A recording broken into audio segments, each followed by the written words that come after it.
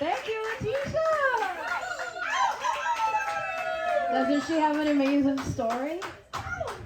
That's impressive. I don't know what's happening over there.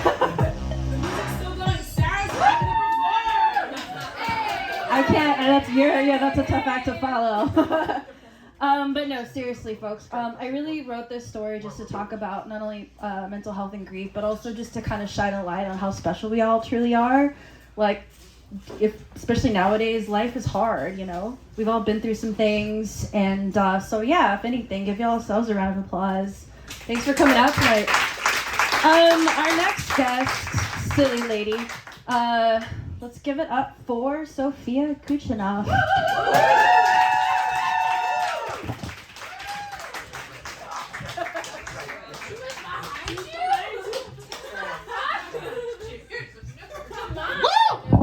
That's my friend. Hello. Thank you. I did appear from the curtain, like the Wizard of Oz. Here I am. Okay. Hi guys. Welcome. Also, I just want to say, let's give her another round of applause. That was such a vulnerable story. That was incredible, and like that takes a lot of courage. So I was like bumping behind. I was like, oh my god, I wish I could like sing, but no, you were so good. You were so good. Like, no, congrats, because to share that and talk about what you did, I was like, oh my god, I feel her. I love that she's like talking about this. It's very important. So hi, my name is Sophia Gutchinov.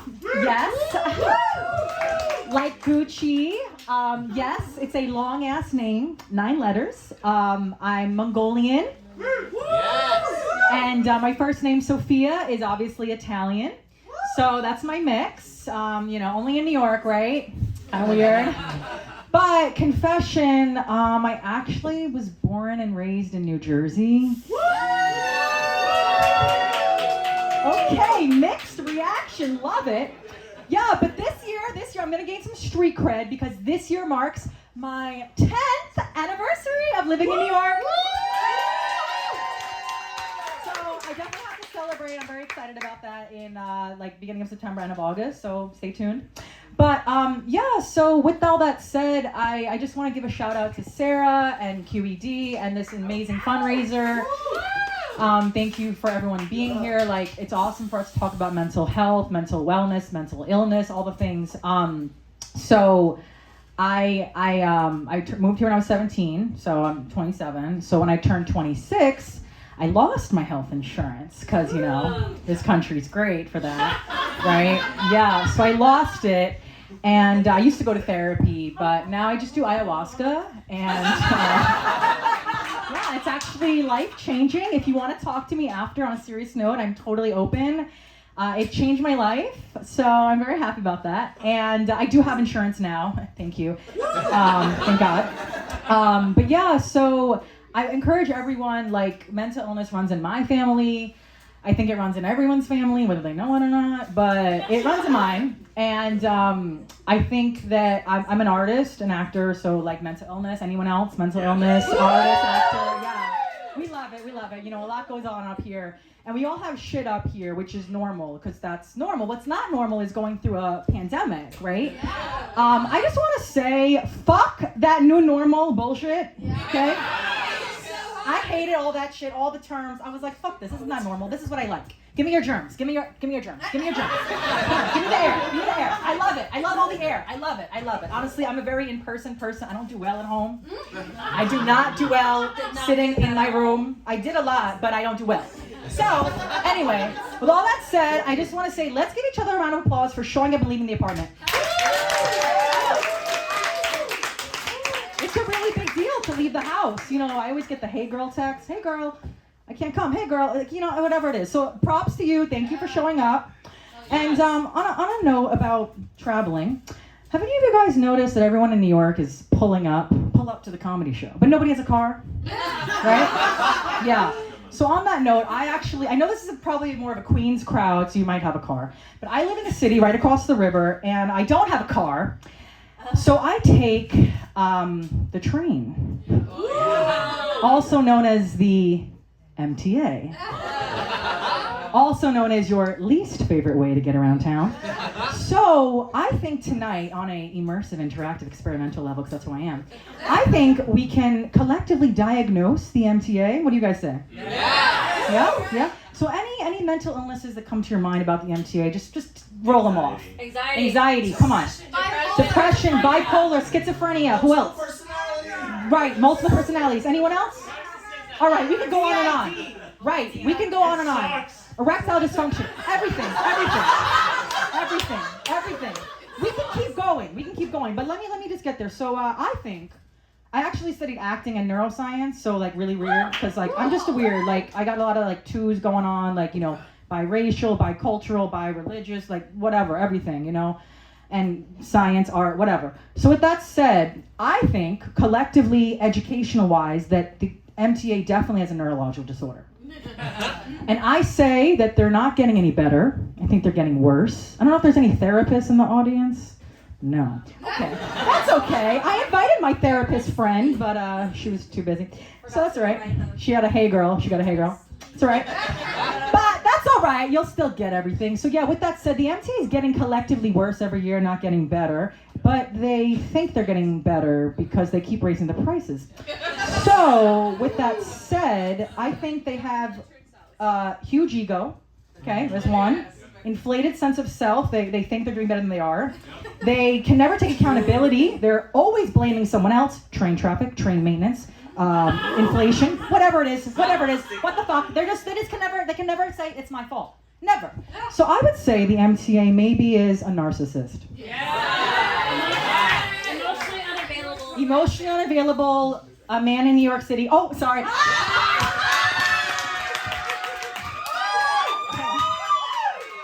But I am single, so if you guys got any friends, let me know. I actually introduced these two 2 years ago. And I texted them this morning because I was like, yo, like I'm introducing a bunch of people who are like best friends. They're like in a relationship, they're moving in. And I'm like, yo, like, hey guys. So if you have any friends, let me know if they're emotionally available and a man, like they're good. We like them. Okay, cool. But anyway, so you can't trust these hoes though. You know what I'm saying? Like, and these hoes are the MTA. So the MTA is always sending us mixed signals. Like the streets of this very borough. 43rd Street, 43rd Avenue, 43rd Boulevard, 43rd Road, 43rd Lane, 43rd Place. What? I always get lost in Queens. Rami, if you're here, you know it. I'm always texting him that I'm lost in Queens. I tried to come one day to a workout at the park, and I was like an hour late. I was like, wait, I just didn't get it. So, but you guys have the best food in all the boroughs. I will give you that. So whenever I do come here from the non-tropical island of Manhattan, I do think it's worth it, even though I get lost every time, even on a bike. So I would say that, yeah, it's worth it. It's worth getting lost. But yeah, so on that note, I just want to talk about the MTA's mental illness more, So I don't really know what motherfucker that thinks they're well, right? That will tell you to take the uptown train in order to get downtown. It's like you say to yourself and the MTA, this doesn't seem normal. And the MTA says, nah, this is normal, bro. And I'm just like, gaslighting. Cool. So, another trait of the MTA, and the MTA always thinks that I have patience that I don't have. Thank you for your patience. Like, assuming I have patience, just willingly fucking give out, right? Like, what is that? We're in New York, everyone's in a rush. The MTA is very delusional that they have their own time zone. No, seriously, we're in the Eastern Standard, GMT, whatever you want to fucking call it, right? But the MTA is on their own time zone. And you might have heard this, MTA, my time, actually, right? I didn't make that up. But with that said, the MTA is so delusional that they will be triggered at any moment of time, and you don't know what's gonna happen. Like, you never fucking know, So with that said, it's just crazy because, the MTA, they want to have a day off. I get it. Like, they're a workaholic. It's New York. You know, the city doesn't sleep. The MTA doesn't sleep, but it kind of does take naps. I don't know. But, like, it's crazy. Like, I don't get it. It's like meditating, but then it's not. But it's like, it doesn't know what it's doing. And I'm like, okay, I feel you. Like, I'm sorry. Why don't you take the day of rest of, like, Sunday, you know, like God's day, whatever, right? And then MTA is like, oh, I'm going to have the most dysfunctional day on Sunday. I would put money on Sunday being MTA's dysfunctional, trying to have a day off. But then the MTA is like, oh, I want to be a little sexy, you know what I'm saying? Like, the MTA is like, I want to do some role play, so I'm gonna have the E. Yeah, the E's gonna run on the F line. We're rerouting the train because the train is indeed having an identity crisis. Yes. Literally, no, I know you called it out. I didn't want to tell you too much at the beginning, but the MTA is having multiple personalities disorder. The MTA needs a lot of therapy. The MTA needs way more ayahuasca than I did. But the MTA, then the L train, yeah.